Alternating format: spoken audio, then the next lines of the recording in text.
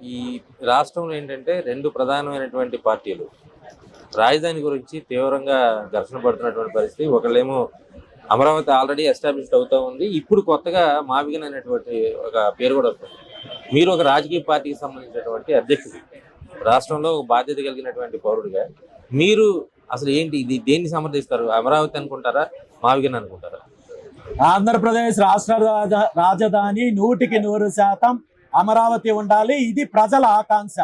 పార్టీలు లేదంటే వాళ్ళ వ్యక్తిగత లబ్ధి కోసమో లేదంటే భూ దోపిడీ కోసమో ఒక్కొక్కరు ఒక్కొక్క రకంగా కుట్రలు చేస్తే ఖచ్చితంగా ప్రజలు బుద్ధి చెప్తారు. అందులో ఏమాత్రం అనుమానం లేదు.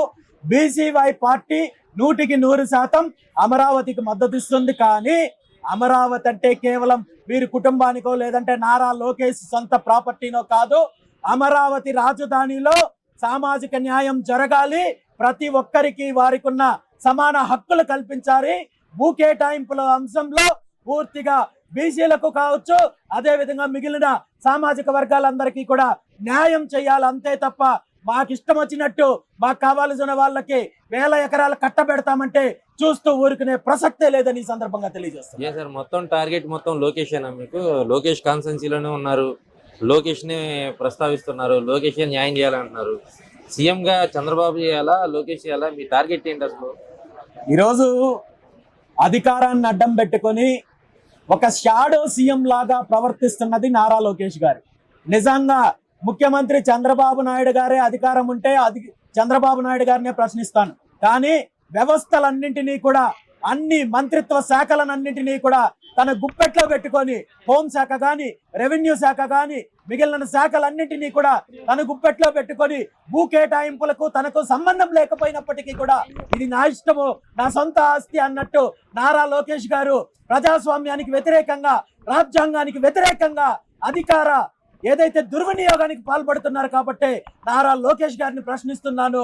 ఈ రోజు మీ కుటుంబానికి అధికారం ఉంటే మీరు నిజంగా చంద్రబాబు నాయుడు గారికి, నారా లోకేష్ గారికి అధికారం ఇవ్వాలనుకుంటే అది అధికారికంగా మీ పుత్రరత్నాన్ని ముఖ్యమంత్రిని చేయండి. అంతే తప్ప రాజ్యాంగానికి విరుద్ధంగా ప్రతి శాఖలో కూడా తను రాజ్యాంగానికి విరుద్ధంగా అక్రమంగా రాష్ట్రాన్ని దోపిడీ చేస్తుంటే ఖచ్చితంగా భవిష్యత్తులో పోరాటం కొనసాగుతుందని చెప్పి ఒక మంత్రిగా ఆయన బాధ్యతలు ఆయన నిర్వర్తిస్తున్నాడు. ముఖ్యమంత్రి తనయుడిగా సహజంగానే జనరల్గా కొద్దిగా అధికారం ఉంటుంది.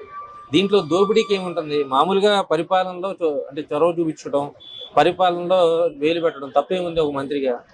నారా లోకేష్ గారు విద్యాశాఖ మంత్రి. విద్యాశాఖ మంత్రిగా ఒక విద్యాశాఖ మీద తప్ప విద్యాశాఖలో జరుగుతున్న అవకతవకలు, విద్యార్థులు పడుతున్న ఇబ్బందులు, డిఎస్సి అభ్యర్థులు పడుతున్న ఇబ్బందులు, విద్యార్థులకు సంబంధించి, ఉద్యోగస్తులకు సంబంధించి, యువతకు సంబంధించి నారా లోకేష్ గారు తన పాదయాత్రలో ఇచ్చిన హామీలకు సంబంధించిన అంశాలు తప్ప మిగిలిన అన్ని శాఖల్లో వేలు పెట్టడానికి ముఖ్యమంత్రి కొడుకైనంత మాత్రాన అతనికి ఏమాత్రం అధికారం లేదు. ఈరోజు హోంశాఖకు సంబంధించి ప్రతి జిల్లా ఎస్పీ ఆఫీస్ కి ప్రతిరోజు నోటు పంపిస్తున్నారు. అదే విధంగా న్యాయశాఖలో ఇన్వాల్వ్ అవుతున్నారు, భూ కేటాయింపుల్లో ఇన్వాల్వ్ అవుతున్నారు, పారిశ్రామిక విధానాల్లో ఇన్వాల్వ్ అవుతున్నారు. వేటికి ముఖ్యమంత్రి కొడుకైనంత మాత్రాన నారా లోకేష్ గారికి అధికారం లేదు. అలా అధికారం చెలాయించాలని చూస్తే మీరు ఖచ్చితంగా భవిష్యత్తులో ఇబ్బందులు ఎదుర్కోవాల్సి వస్తుందని చెప్పి సందర్భంగా తెలియజేస్తారు. రాజకీయంగా మీ వ్యూహం ఏంటి? అంటే మీకేమన్నా మీ పూర్వీకులు రాజకీయాల్లో ఉన్నారా? అసలు ఎందుకు రాజకీయాల్లోకి వచ్చి బీసీ నినాదం ఎందుకు తీసుకున్నారు?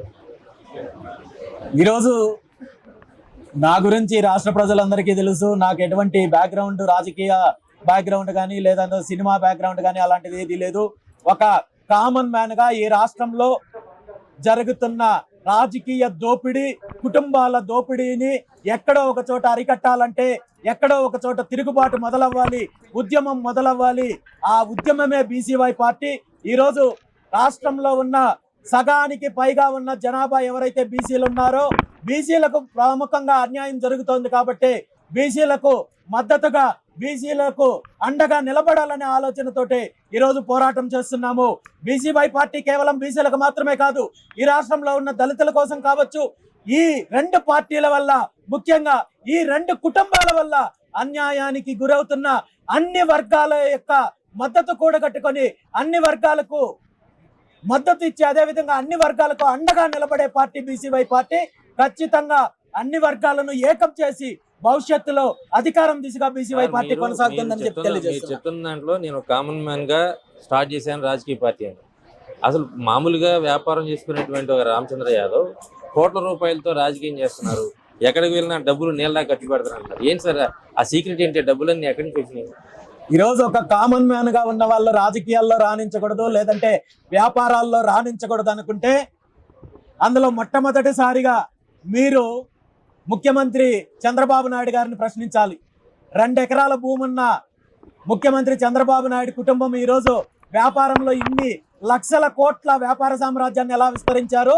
అదేవిధంగా వైఎస్ జగన్మోహన్ రెడ్డి గారి కుటుంబము ఒక మైనింగ్ కంపెనీలో గుమస్తాగా పనిచేసిన వాళ్ళ తాత ఈరోజు ఈ రాష్ట్రంలో కాటు మొత్తం ప్రపంచ దేశాల్లో ఎలాంటి వ్యాపార సామ్రాజ్యాన్ని విస్తరించారనేది జగన్మోహన్ రెడ్డి గారిని ప్రశ్నించాలి. అంతే తప్ప ఈరోజు న్యాయపరంగా ఈరోజు ఎటువంటి దాపరికాలు లేకుండా ప్రజాస్వామ్యబద్ధంగా ఉంటున్న నన్ను ప్రశ్నించడం భావ్యం కాదని ఈ సందర్భంగా తెలియజేస్తుంది.